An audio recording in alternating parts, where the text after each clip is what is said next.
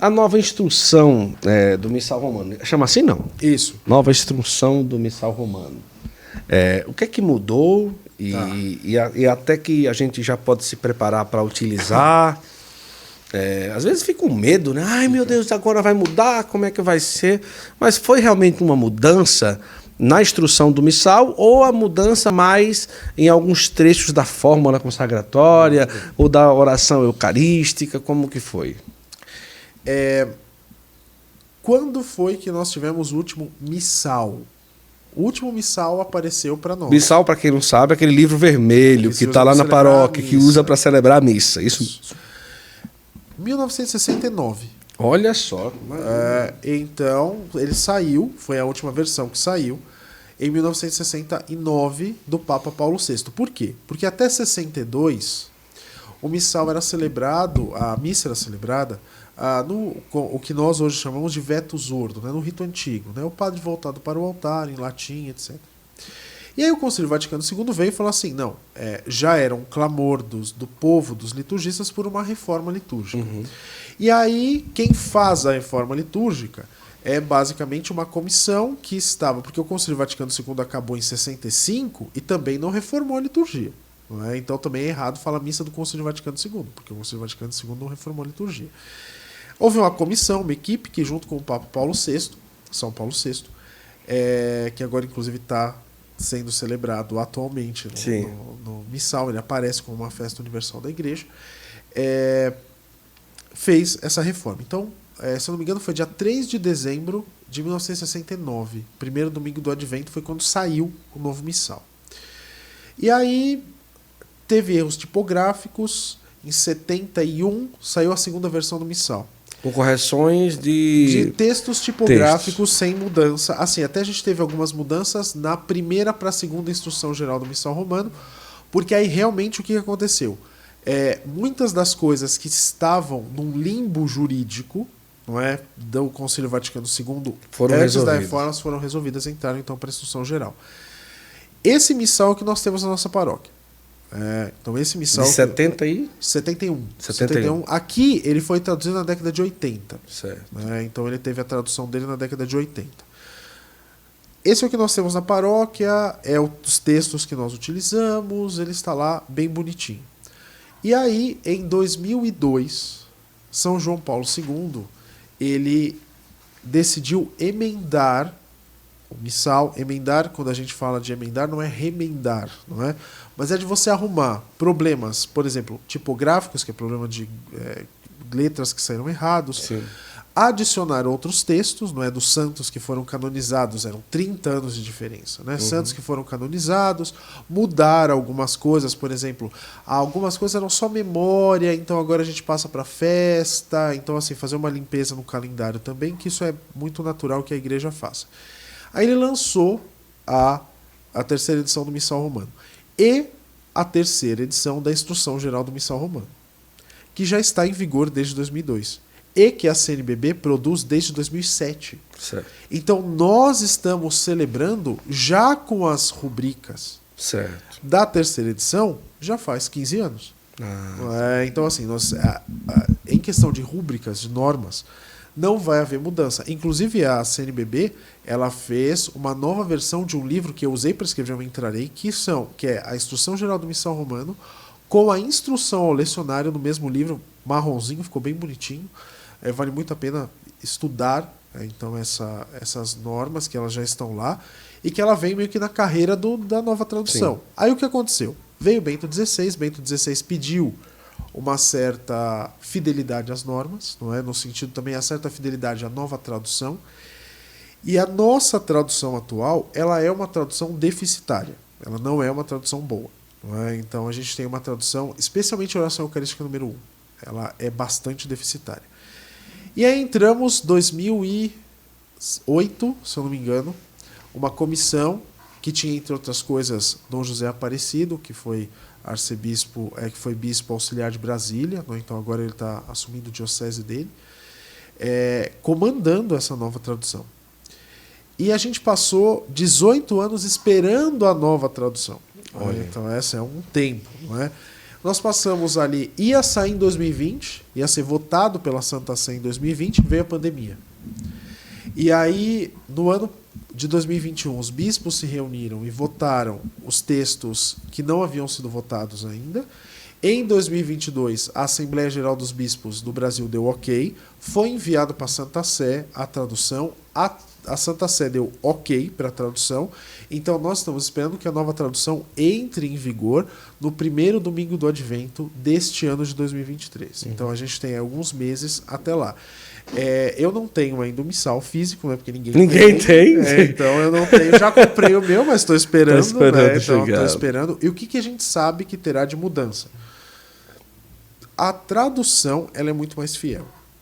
Essa é a primeira coisa. Então, por exemplo, texto em latim do Confiteor, que é a primeira forma do ato penitencial da missa.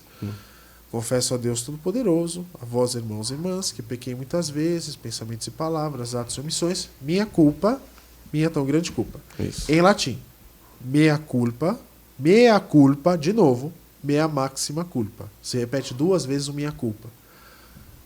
Estará presente na terceira edição. Nós vamos bater no peito dizendo minha culpa, minha máxima culpa. Minha máxima culpa ou tão grande?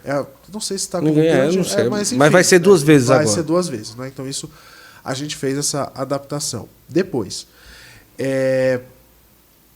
a gente tem 12 novos prefácios que foram colocados. É um número bastante grande de prefácios novos. A gente acho que está chegando quase aos 60 prefácios. O prefácio, para o pessoal entender, é aquele momento ali da oração eucarística? Isso, antes da oração eucarística, que começa com o Senhor esteja convosco, isso, né, que é o diálogo, e termina com o santo. Isso, né? Então, é aquela oração ali, o Senhor esteja convosco até o santo. Exato. Ali é o prefácio. Isso.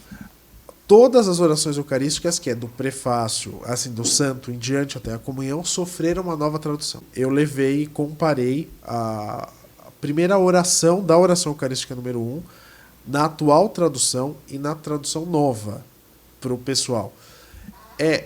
Parece que a gente está rezando outra coisa. Outra coisa. Porque é sensacional. A nova tradução é sensacional.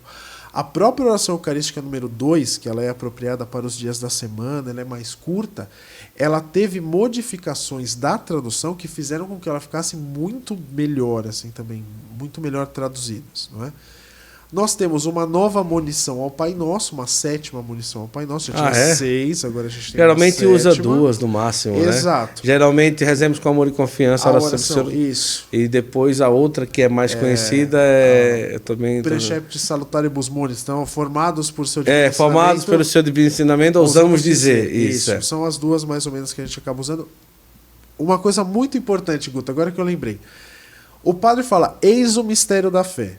Aí a gente fala assim, anunciamos, Senhor, a vossa morte. Mas se o comentarista está de mau humor, ele dá outra resposta. Salvou todo mundo, salvar. Né? Então ele dá aquela resposta meio torta pro povo dar uma acordada. Aí o que acontece? Entre aspas, não vai mais haver esse problema agora.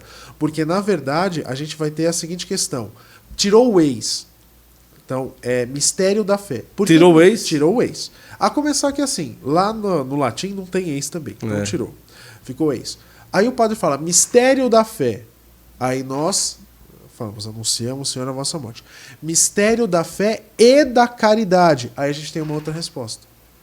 Então, agora a gente vai saber qual resposta a gente vai dar de acordo com o que o sacerdote falar ali na hora do eis o mistério da fé. Então, a gente tem isso também.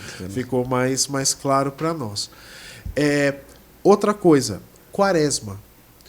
Se trouxe algo que já estava na terceira edição, se eu não me engano, estava de experimento, ou seja, as pessoas estão vendo se é funcional ou não em alguns países da Europa, de algo que veio do rito antigo para a Quaresma do rito novo, que é o quê?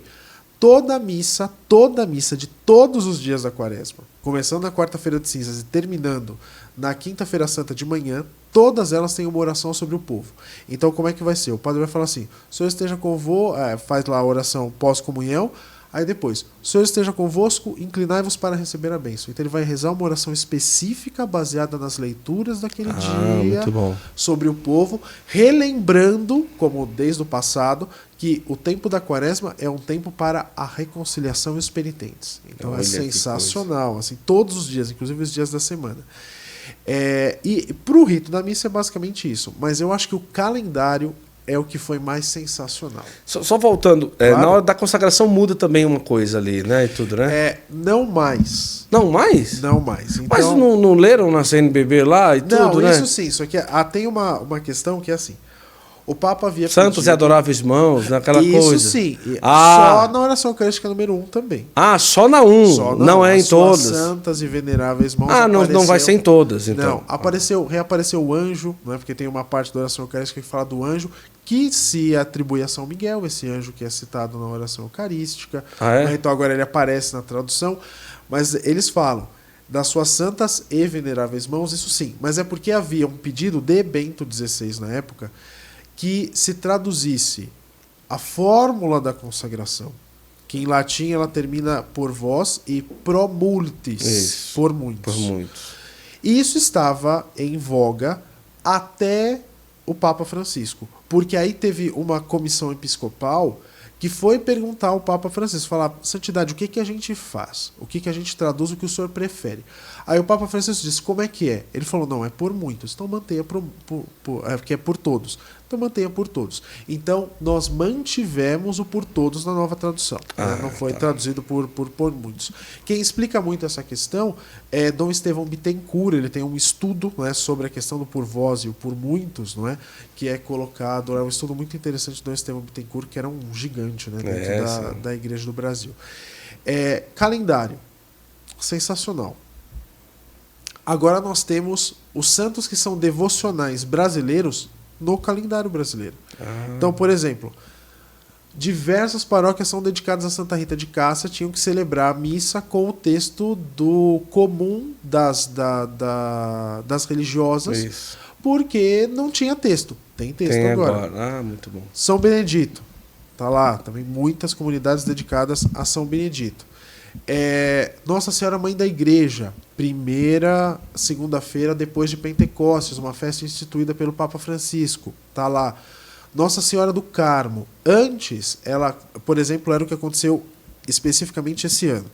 Nossa Senhora do Carmo caiu no domingo, celebramos domingo do tempo comum, não mais. Nossa Senhora era memória, Nossa Senhora do Carmo era memória, se tornou festa. Então caiu no domingo do tempo comum, a igreja todinha vai celebrar Nossa Senhora do Carmo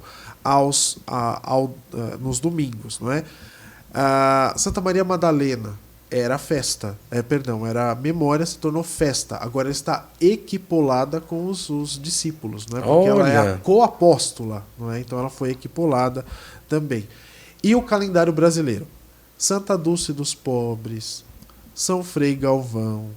E o que eu achei mais sensacional de tudo, São Pedro de Alcântara. Maravilha. São Pedro de Alcântara, dia 19 de outubro, padroeiro do Brasil, não é? Que a Casa Imperial do Brasil deixou como padroeiro desde 1822. E nenhum lugar do mundo no Rito Novo celebra São Pedro de Alcântara. E agora nós celebraremos com muita alegria São Pedro de Alcântara aqui no Brasil. Olha que coisa. Então eu gostei, sensacional. Achei que essas mudanças assim foram... a comissão fez um baita trabalho. Achei que foi um trabalho extremamente bem feito ali na nova tradução. Agora é esperar para que a gente possa utilizá-la. Então, primeiro domingo do Advento, né? Isso, primeiro domingo do Advento. Olha que coisa, né? Eu gostei de saber que o anjo ali chegou na oração eucarística. Mas você lembra como é que é? Mais ou menos não, né? Ela tá logo depois é uma oração que é colocada logo depois daquela oração Suba te vós, as nossas orações, né? E tudo aí ele fala do anjo, né? Então se cita-se no latim o anjo, se eu não me engano, o anjo apareceu ali na nova tradução. Que maravilha.